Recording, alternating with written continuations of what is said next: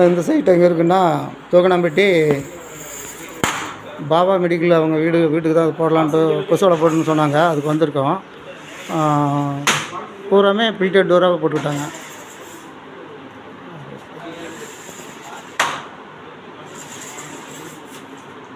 நான் ஆர்கே மஸ்கிட்டோர்லேருந்து பேசுகிறேன். இது பாபா மெடிக்கல்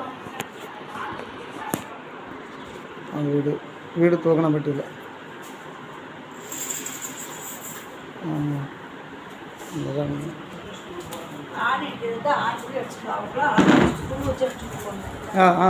ஆணி ஆணி ஆணி ஆணி ஆணி ஆணி ஆணி ஆணி